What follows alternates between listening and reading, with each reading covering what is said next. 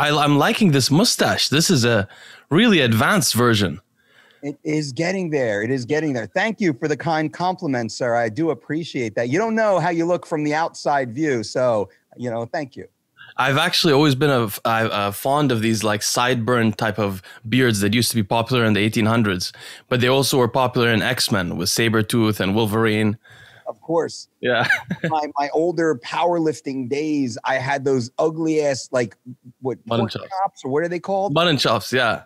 Chops, and like the old school, like Pearl Jam style goatee. I was like that dude in the 90s, right? We all missed the early 2000s and 90s, that's for sure. Amen, brother. So I've been trying. So, Mike, thank you so much for giving me those resources. Now, this is the thing. For the audience to know, Mike and I want to continue our series on biohacking and MMA, but I know nothing about MMA, and MMA is a very complicated sport. So I've been using your resources. Of course, everything is a blur to me because I don't know people's names very much. But I thought that we should do an episode early this week because there's something so relevant to us as YouTubers as well, and something that I don't understand at all. So I have a lot of questions for you. So we're talking about the Logan Paul versus Floyd Mayweather fight. Yeah. Big fight. First, huh? It's a big fight. It's a big fight, right? Well, my first question is this. So these two guys are YouTubers. What got them interested in fighting? I don't understand. Probably because they're YouTubers. And I think we said last time when we were on your show, Leo, that you don't step into the ring because you're a beta male, right? Yeah. You choose to get in there because there is something alpha in you trying to get out. It's very hard to get punched in the face, especially to get punched in the face in front of your friends and family, right? That's a tough thing for a lot of people to do. A street fight, someone touches your girl's ass, well, you got to fight, right? You don't want to fight, but you got to fight in that situation. To do what Logan and Jake are doing, man, I'm probably one of the few combat affiliated personalities that give them a lot of respect. As well as Chael, who you turned me on to as well.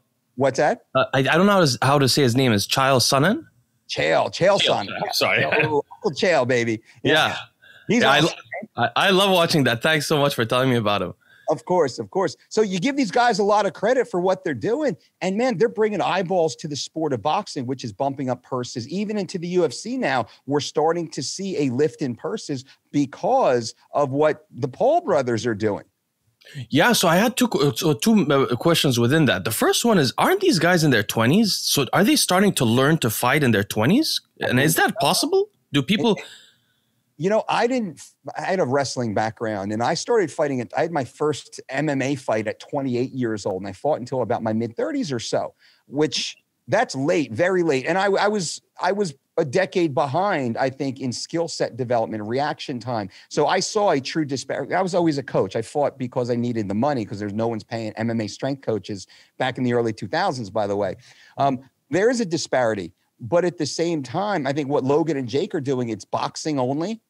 They don't have to know the wrestling. They don't have to understand the distance, the ground fighting against the cage. So they wipe away 80% of the skill set necessary for MMA. Boxing rules are boxing is a hard sport. You're bludgeoning each other in the skull, but it's a very easy skill set to train for. It's really only one rule set that you have to worry about. It is a little later in the game, but not so late that they will be behind the 8 ball unless they go up against the elite class. And I think that's what we'll see with Logan versus Floyd Mayweather coming this weekend. Now, you mentioned another thing, which is the impact of these celebrity matches on the fight world. I was trying to understand this a little bit, and the feeling I'm getting is that it's sort of democratizing, the people's ability to fight without promoters that sign them for long deals. Is that what's happening? That's exactly what's happening. Because the star power that Jake and Logan brought, they didn't have to sign long-term contracts with, powerful promoters. Most of the promoters, they see, it's like a Hollywood production house. You see talent, you're going to lock someone up, especially old school Hollywood. You want to lock someone up for a long period of time because they have talent. And then you want to force them to do what you want to do for the rate you want them to, perform for, or you'll squash their career. That's what happens in the UFC a lot. If certain athletes don't want to take a fight versus who the UFC wants them to fight, the UFC will put him on ice.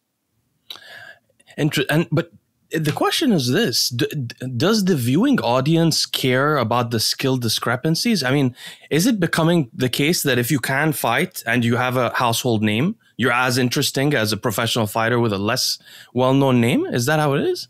Picture this. Right now, you hear a commotion. You look outside your window, and it's your two neighbors in the middle of the street duking it out over an Amazon package. Everyone in the neighborhood's going to stand on their porch. Stop what they're doing. Baby, I got to call you back. Hang on. You're going to watch that. Right? So true. So I don't think it matters. The skill set doesn't matter as much, only to the purists.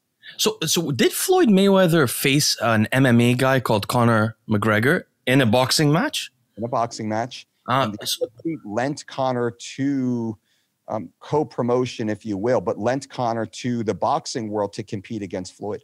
Did he do well, by the way? Some say that Floyd carried Conor. I believe that Floyd did. I'm a Conor McGregor fan, and I'm not disparaging Conor, but it was pretty clear that Floyd acted more like it was a sparring match and got rounds in. I believe Floyd would have been able to finish Conor in under 4 rounds.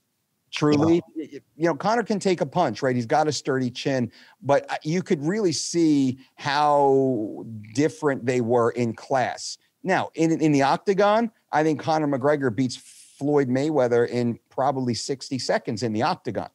So that's the skill difference when you get into MMA, when you're using everything. I mean, that becomes an art form that takes years to be precise about. It seems maybe boxing has more of the limited skill set, and then the athleticism is really involved there, I suppose. Yeah. Huh? So would you consider that like one of these crossover celebrity matches in a way also? One in the history of the world that was one you could go back to. It was, I think Muhammad Ali years and years and years ago fought Inoki. I believe, and I apologize if I forget, a Japanese grappler, and Ali stood, and the Japanese grappler just kind of butt scooted before him in the old black and white, video. That was a true crossover, and eyeballs from around the world came, and it was a draw. Nobody did anything. Conor versus Floyd, I could say similar, because it really blended the two worlds at a very high level when you had an amazing champion in Conor McGregor, who was the champ, a true 2-division world champion, fighting the undefeated Floyd Mayweather. It was a massive event, destroyed. I think it 4x'd the pay-per-view revenue of what Floyd Mayweather did against Manny Pacquiao. Wow. Greatest fighter of that era. So, Mike, I grew up, my dad was a boxing fan. So I grew up like rewatching George Foreman, Muhammad Ali fights, and the Joe Frazier fights, and all these old fights back in the day. And I thought it was more popular. Like the heavyweight class used to be popular. What's going on? Why is I notice like Floyd is a lightweight, but he has, I think, the strongest reputation or the most household name in boxing. Are the lightweight guys more skilled? See, in arm wrestling, which I know I'm a little bit more about, the lightweight guys are far more skilled and interesting to watch, to be honest. But then the super heavyweights are, they're big people, so that's another interest. Is that similar in boxing? And why do you think that the heavyweights seem less popular? Maybe I'm totally wrong on this. No, Leo, you're spot on. And I came up in a similar era as you, where we had I remember the days of Larry Holmes and then Tyson and, Lennox Lewis and Evander Holyfield, Riddick Bowe, David Tua, like that was the glory. And then the Klitschko's kind of came in and they tried to keep it up, but the heavyweight division really just disappeared. And that was the highlight of the lighter weights really started to come in and take off. I mean, Floyd has always been there. We think about Bernard Hopkins, who was carrying the middleweight division for years. Lots of great boxers in the lower classes. But to your point, I think the lighter classes are more dynamic simply from a concussive power perspective. Heavyweight just has to land one punch. It's more rare for a lightweight to have that one punch KO victory. Not to say lightweights don't have it. They have the gift of sleep, as we say, and some athletes have it in both hands. Man, you've seen it before. Lightweight guy can knock out an opponent with a stiff jab. That's very rare. So the lighter guys, more dynamic fights. I mean, Arturo Gatti and Mickey Ward. I mean, these are amazing fights, right? Shane Mosley, like Oscar De La Hoya. De La Hoya maybe could be credited with much of the turn because De La Hoya, the golden boy, was really coming up in boxing as the heavyweights were starting to ebb away. And that might be a turn. Personalities, Leo, also matter. Look at Floyd Mayweather. I mean, domestic abuse, a billionaire, some say. I mean, flashy, throwing money around. That's a dynamic personality that you can build a narrative around, and the media loves to do that also. Now, you mentioned, so on the topic of weight classes, do these weight classes matter? I've heard from Chael that the weight classes matter maybe potentially more in boxing than in MMA. Is that the case? Yeah, that's a good point also. And I think that's a detriment to boxing in that I don't even know who the champions are in boxing. There's, I believe, 3 to 4 legitimate governing bodies in the world of boxing. And in 3 to 4, like the WBA, the WBC, the IBF, there's one more, and there's quite a few. There's probably a dozen or so that are credible. They put on credible events and had credible champions. You think about bodybuilding even. You get the IFBB, who else? Bodybuilding is mafia run. It's very different. Yeah, it's interesting. It's like a family too. There's a generational family called the Manions that just control the whole thing. Yeah. That's silly because you see, I'm a fan of bodybuilding also and friends with some of the guys and gals out there. And it's a shame to see some of these, soggy gluten. No, I mean, like who? Derek Lunsford, let's say. That places the way he does. I have no idea why. Genetically, I think I'm not mad at Derek. I don't think he deserves to get the placing based upon the physicality of the guy standing next to him. Pure politics. So guys get marked up, guys get marked down. But anyway, this is a combat conversation. That is interesting. I was thinking the same about Derek, by the way. Last showing, really, really disappointing. Well, why does that guy get so much hype? Because not that he's a good guy or a bad guy, that doesn't matter. Just strictly looking from a sportsman perspective, he does not deserve to be placed in front of these other hardworking athletes. And I have such disdain for that type of political placement in any sport, especially in combat sport, where I know guys and gals, man, they've dedicated their whole life to this, and they just can't get a break because they don't have domestic abuse on their record. Maybe they don't get the headlines. They're just workmen.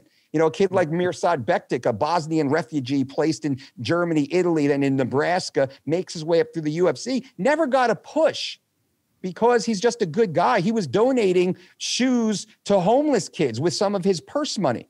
Oh, wow. Never got a push at all. And some of the other, convicts, let's say, ex-convicts, they get the push. But back to boxing, the one point I did want to make, there's so many weight classes in boxing, nobody knows who the true champions are. Therefore, nobody really cares, which is why the spectacle fights get the eyeballs. So boxing has way more leagues in it than MMA does and than any other combat sport, I guess. Yes. I mean, if in arm wrestling, we have 3 leagues, not 10.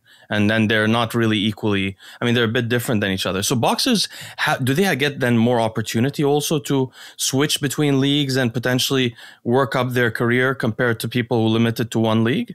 They do. So in boxing, you're fighting within the rankings of, let's say, the IBF or the WBC. You're fighting within the ranking. You want to move up the rankings because essentially if you move up in the rankings, you get a higher purse. But to get the higher purse to move up in the rankings, you should be beating better athletes. But the better athletes just won't sign the contract to fight you. Right. So how I'm like, let's say, Leo, let's say you're 10-0, you're destroying everybody. They're all knockouts. Like you're an Olympic gold medalist. You have the physicality to make the push, but nobody above you wants to fight you because you'll win. So you get put on ice. Nobody will fight you and you can't get that fight made. Oh, I had no idea this goes on. That's fascinating. You talk about like the Manion, political mafia, same thing in boxing. And it's because the promoters, more than anybody else, the promoters make vastly more money than any fighter. Vastly more money than any. I was going to ask that. I mean, did you ever think of getting into promoting? No. It's more of a commercial thing, I know, and it's not your interest, maybe. Personality. I'm here to help people, and to be a promoter, you have to screw people over, and that's not in my nature, thankfully. Interesting. So, okay, let me get back to some of my questions. So, what is going on here? So, the Floyd is way smaller than him, isn't he? Is he 150 or something? Lighter, yeah. And I think that Logan has to get down in weight to 190 or something like that. Yeah. Does the fact that Logan is taller and bigger, does the reach have any impact, or is this guy so agile that we're not going to see punches landed? Anyone has a puncher's chance. Now, there's memes on Instagram. You can find them if you look hard enough, of children, 2, 3, 4-year-old children knocking out grown men by accident because they turn and, man, when the hand hits the tip of the chin, done. You have some sort of spinal misalignment, some sort of nerve cluster going on in your jaw, or maybe, someone's been knocked out before, Chuck Liddell. Once the lights goes off one time, they will go off much easier every time thereafter. Why is that? Scientists still debate that. Maybe you can do a deep dive and try and figure that out. So I will say, Logan and Jake Paul, these are big kids and they hit hard. They're in great shape. I would love to see maybe Derek do a deep dive into what they might be taking, if anything else, right? He does those great videos. Yeah. I would assume that there's probably something. I don't know if there's any sort of drug testing going on, not making, accusations. No, I was actually looking at Jake Paul's face yesterday and thinking, this guy has a pretty thick beard for a blonde guy. It's not that common, but I don't know what's going on exactly. Recently, it seems too. Yeah. I noticed that. My wife was commenting. His face changed a little bit. And even looking at Logan's workouts, I'm looking at his body. I'm like, that body looks different now. Everything looks hard and tight and compact. The skin looks thinner. All right. And I never want to accuse anyone without proof. Yeah, of course. But I'll ask the question. Now, he had a sparring session with a guy called Paulo Costa, which people were very impressed with. Did you see that? I didn't see the actual sparring session of him versus Costa. Who is Costa? Paul Costa? Costa is a UFC middleweight who fought for the title and was humiliated by Israel Adesanya. Costa is a good athlete.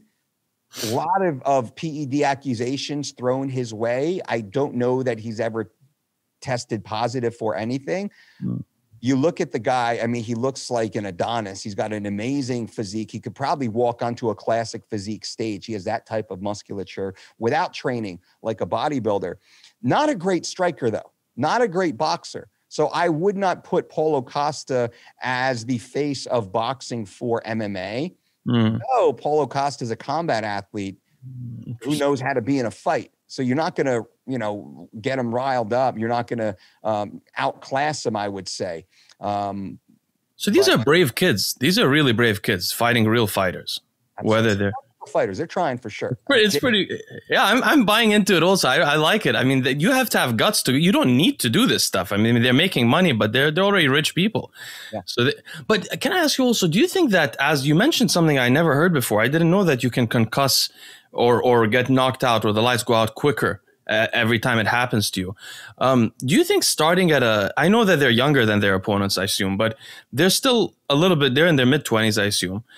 Aren't they more predisposed potentially to damage at that age?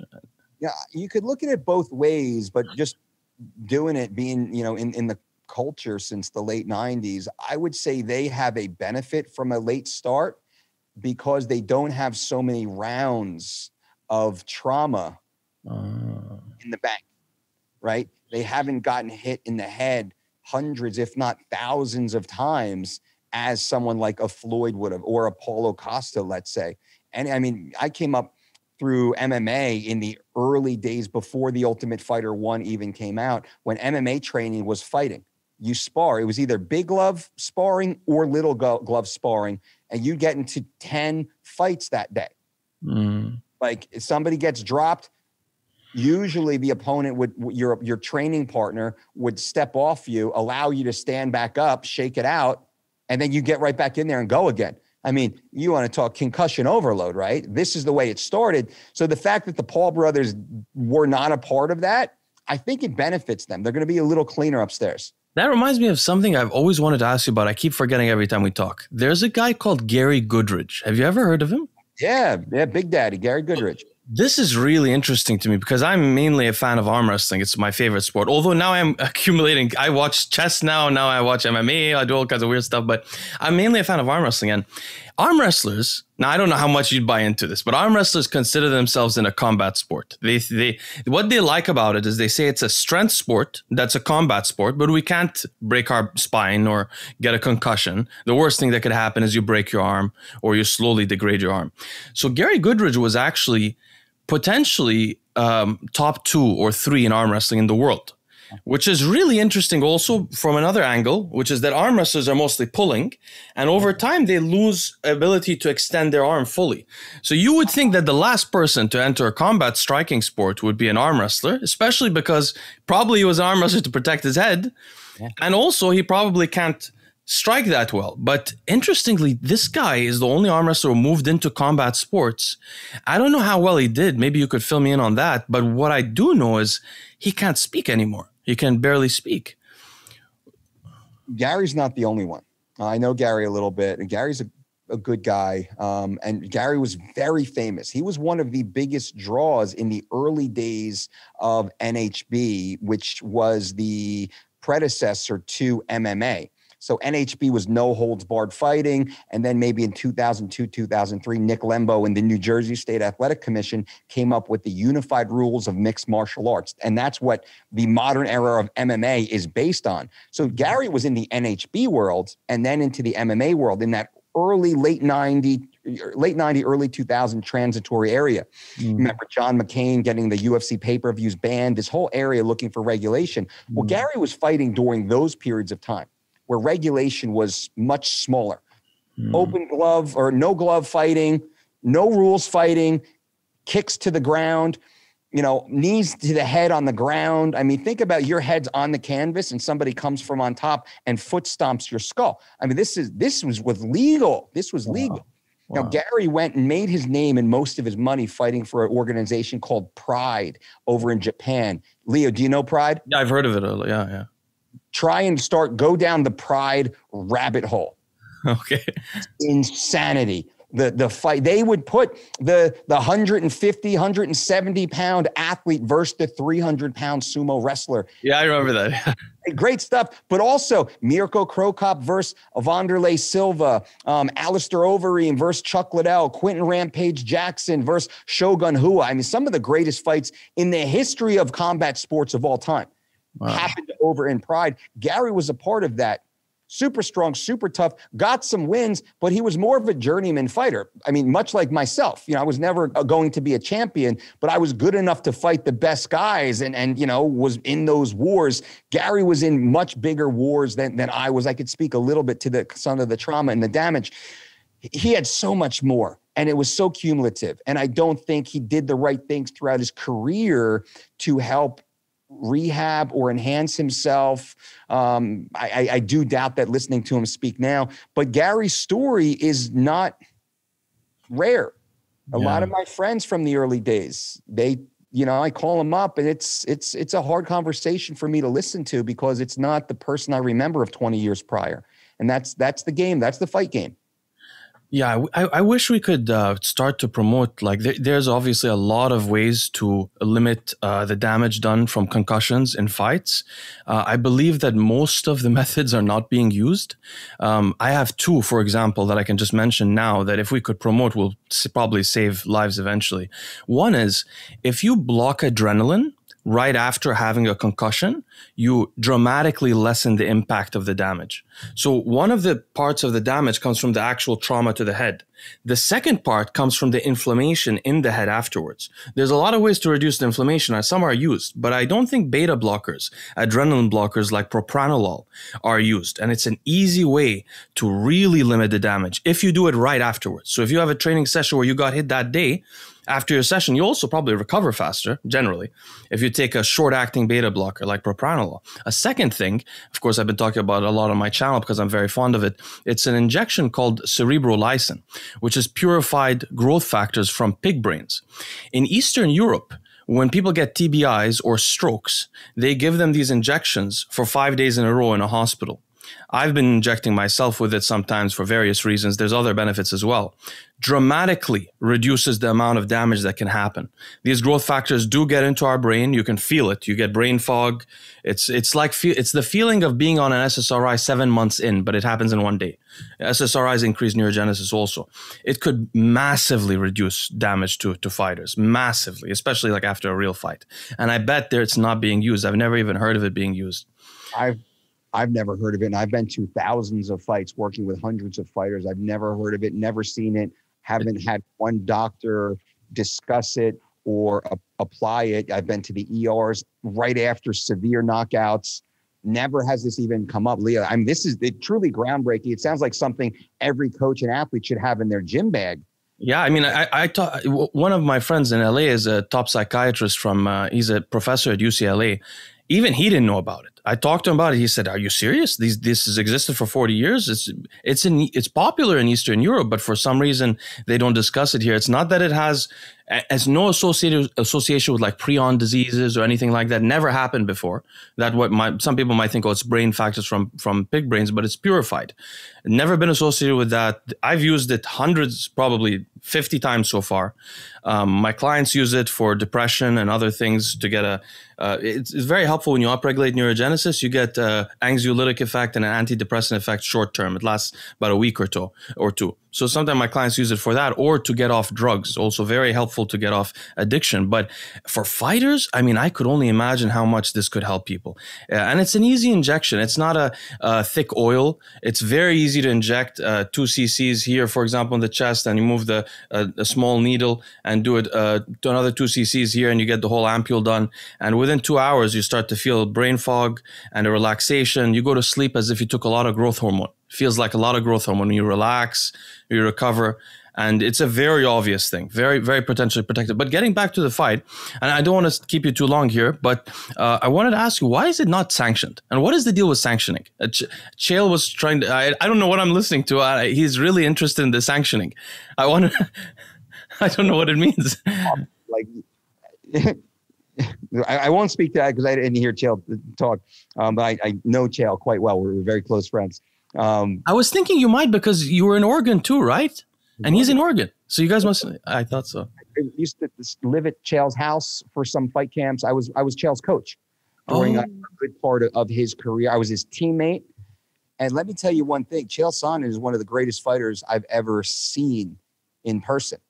I've seen Chael Sonnen destroy the greatest fighters on the planet with ease. And how about this? Just a brief Chael Sonnen story. Chael Sonnen walks into the gym wearing business suits. Okay. This is back in the early 2000s. Walk in wearing business suits, take off his business suit, put on his clothes, no warm up. Let's go. Beats the living hell out of Randy Couture, Matt Lindland, Evan Tanner, Nate Quarry, great, Chris Lieben, Ed Herman, amazing UFC fighters, BJ Penn, Tim Sylvia, all fighters from around the world coming to the gym. Chael beats everybody up, makes it look easy. Backflips, running up the wall, getting out of moves creating moves like you've never seen before, right? That's Chael Sonnen.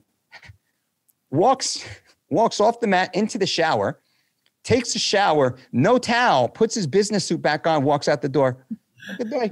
Talk about an amazing personality, and that's just one small story, but I will say, destroys everybody in the gym. And so he has the ability, he has a great charisma. He's a great commentator. He has a huge career right now, commentary and things such as that, amazing YouTube channel.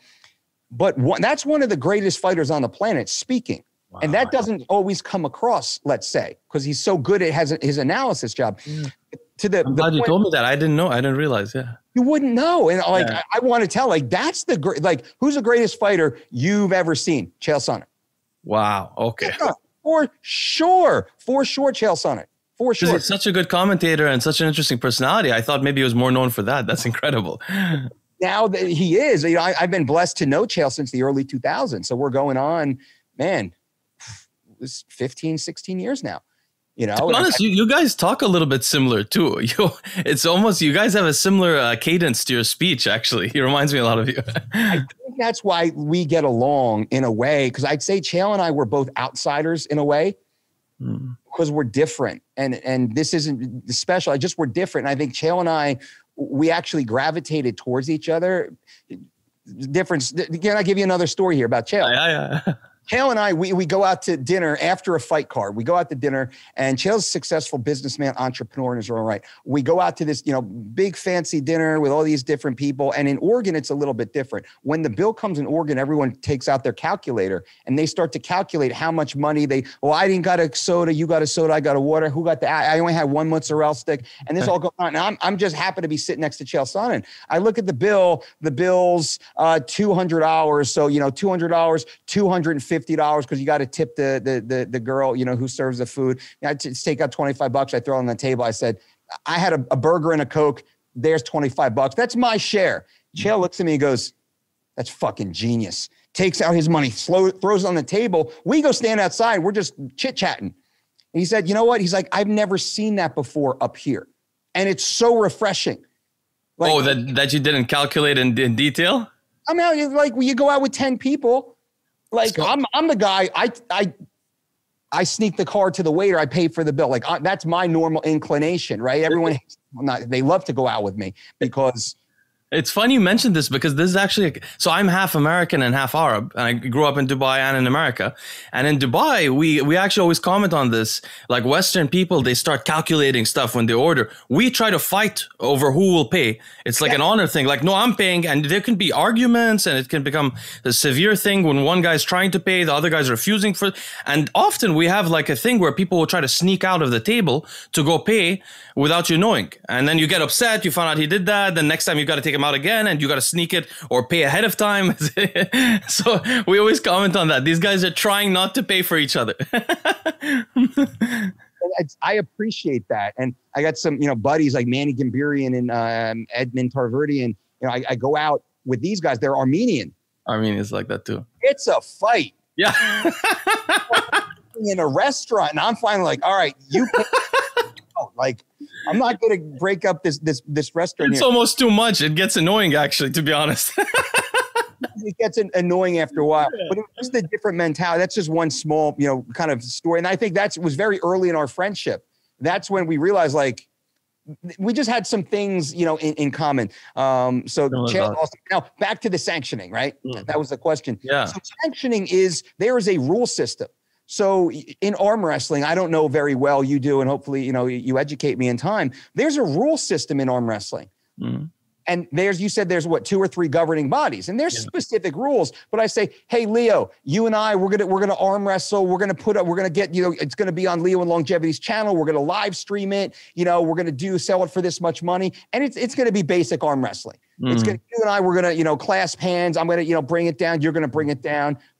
But it's not sanctioned by any governing body. There's no specific weight requirement. Maybe let's say left hand, right hand, whatever that's going to be, the strap, it's going to be very loose. That's non-sanctioned. So it's looked at more like a sparring event. Now, why is it not sanctioned? This is the important part. If this were a sanctioned event, no governing body would sanction Logan Paul 0-1 in boxing versus Floyd Mayweather, arguably the greatest boxer of our time, 50-0. It cannot be sanctioned due to a liability issue.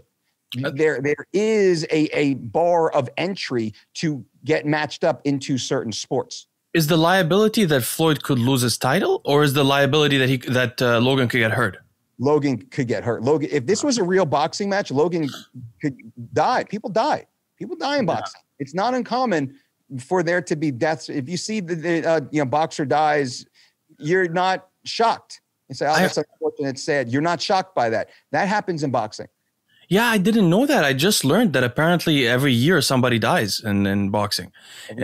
So that's fine. So, but the final thing I want to comment on. So apparently somebody took this guy's hat, but it wasn't his opponent. Apparently it's the brother that took the hat. Yeah. And so supposedly the rumor is that Floyd is actually genuinely upset. And they've never seen him this upset about an opponent.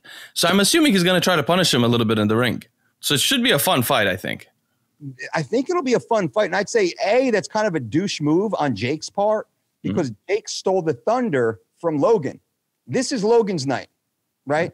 Yeah, exactly. Jake just had Jake versus Ben Askren. Jake had his party. Logan was playing second fiddle. Jake stepped in, and this, I think, becomes a bit of an issue where you have these two brothers back and forth. Who's better? I'm sure there's a little bit behind the scenes drama going on there, but Jake used the opportunity to put himself forward instead of putting his brother forward. I'm not that guy, right? I see that as being that's a dick move. That's a douche move right there. Jake's probably the type of guy that's going to, DM your girl late on at night. That is a similar thing. That's true.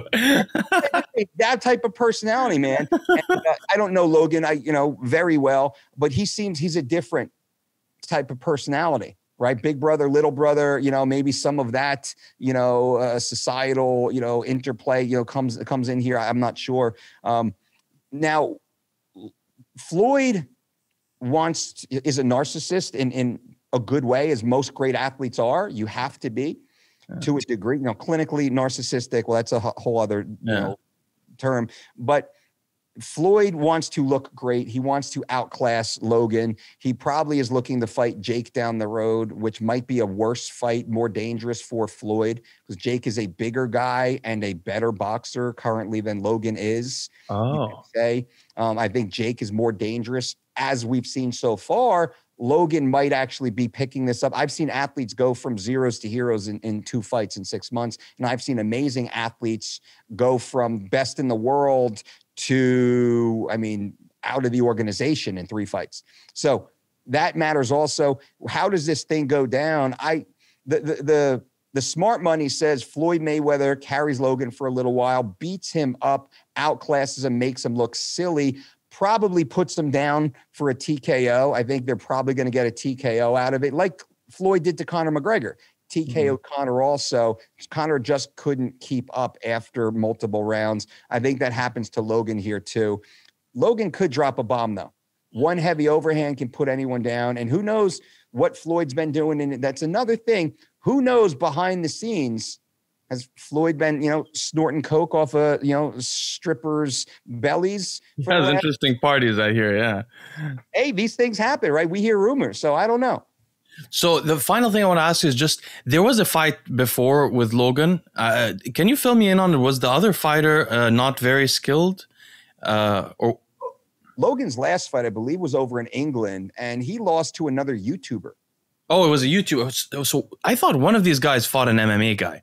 Jake did, yes. Oh, that was Jake. Okay.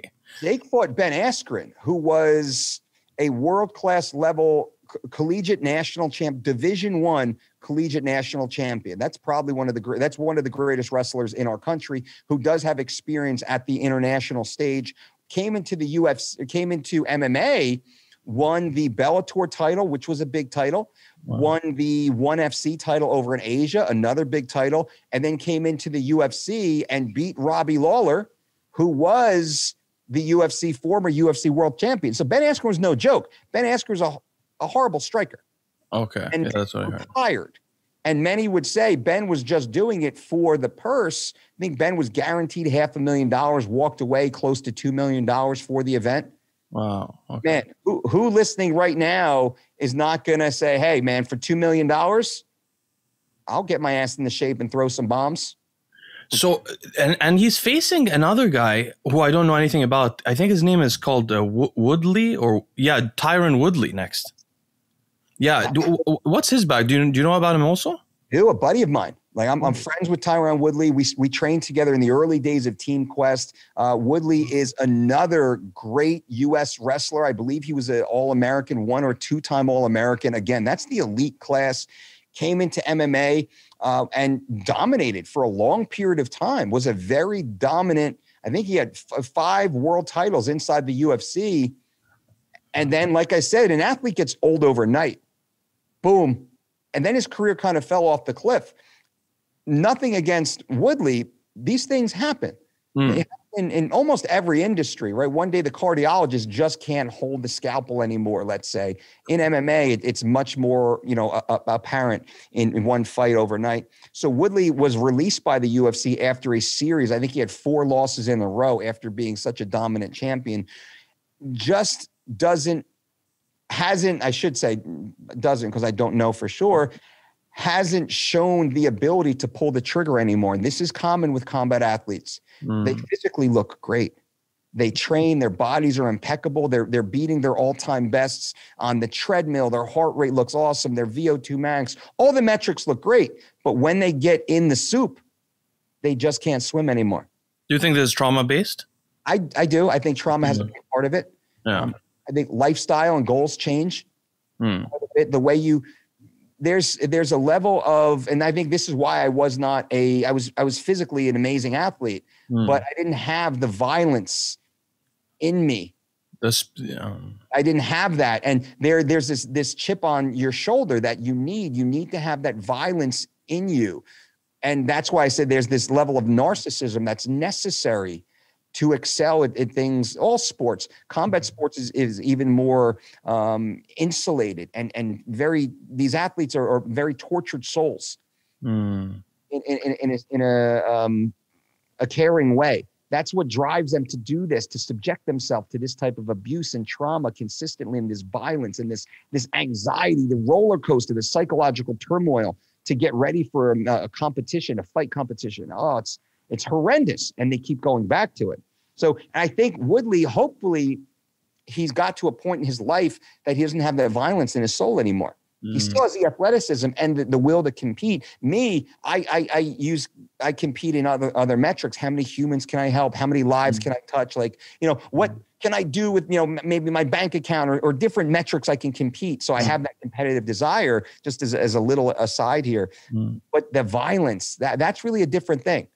What about those? We were talking last time about how the UFC has been, or MMA has become more professionalized, and you were just referring to the days of Pride and Gary Goodridge, and maybe brawlers were also more active in the beginning. Is the spirit of the athletes that move over to MMA now, that are like ex-football athletes or something like that, do those guys usually have that spirit? And is them having that spirit what determines? I'm thinking of that guy that goes on the Joe Rogan show. He's a very tall guy, and as a fighter, he's a friend of Rogan. They review MMA matches together. You know what I'm talking about? A buddy of mine. Yeah. What's his name? Brendan Schaub. Yeah, exactly. Extremely athletic guy. Do those guys come with that spirit usually, or does having that spirit determine how they do? I think with Brendan, he had a little bit of it, but he had the athleticism. This is a guy who played in the NFL. Yeah, exactly. Right? This is a super athlete. And then he went to the UFC and he beat some of the top heavyweights in the UFC. I call him Mr. Super Genetics. Okay. Good looking dude, 6'4", 280 pounds with abs. I said, dude, when The Rock decides to step away, I said, man, let's get your shit straight right now. I help him a little bit on the physique and the side, nutrition side. So you could step into that role, homie. Yeah, he got the genetic lottery on that one. I know. Genetic lottery, the son of a bitch, right? And he's got charisma and everything else. everything that you need to do that. But does he have that level of violence? Very few do. And it's a good thing to not have it. Ronda Rousey had that level of violence throughout her career. She had that level of violence, and the way her career ended, did she just come up to someone who had more violence in their heart? In Holly Holm, was it? And I think the Holly Holm thing, there was behind the scene. I don't want to get too deep into the Ronda stuff. Ronda Rousey would make tying her fucking shoelaces look violent. Like when I was like, oh my God, like this girl is this is the meanest person I've ever met. Sweetest girl behind the scenes. But this was Mike Tyson on Halo tested, right? That's how she came across. She just had that type of violence in her, which made her such an amazing athlete, but probably gave her some challenges in the rest of her life for a period of time. Fascinating. Okay, we'll leave it on that note because I want to get this up today.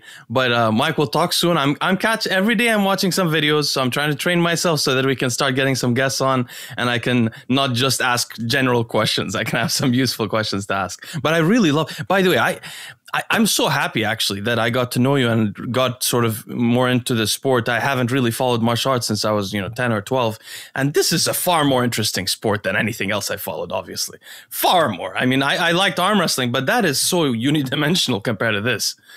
This is MMA, combat sports. It's incredible. And the deeper you get into it, when you're a smart guy, so you can see the BS, the storylines, You can kind of like, that's kind of entertaining, right? But that's more for, you know, we call them the tough noobs. That's an MMA term right here. The ultimate fighter is tough, so the tough noobs, and everybody knows what a noob is. These are the casual fans. They get caught into the Conor McGregor wearing the Versace things. There's deeper layers to this. Once you start to know the athletes, you see their plight, you see their climb. I mean, a kid like Charles Oliveira, who was just on the outside of the UFC for years, from Brazil, in the ghetto in Brazil, just poor, like living on absolutely nothing, and just would not quit and fought and had an up and down career for the first half of his career and never stopped and consistently got better. And then now he's the UFC lightweight world champion. So to see like these type of life-changing money, when you win the UFC world title, you're immediate millionaire, life-changing money. It's not nearly what the money should be.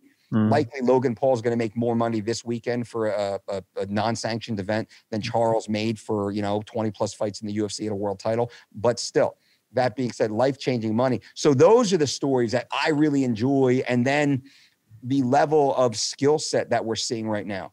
The Israel Adesanyas, the comeback of John Jones one day, the new Francis Ngannou, the African killer. Like there's some really cool stuff in MMA, but also the politics and the economics of it, you know, is interesting. And it's so new that we're still in that beginning phase, the adoption phase of the sport. So it's an interesting time to be into it. Yeah, and it seems to be being democratized slightly, so it'll be changing also. Anyway, we'll speak soon, probably next week or in a couple of weeks. Awesome. Great to connect with you, Leo. Have a great day.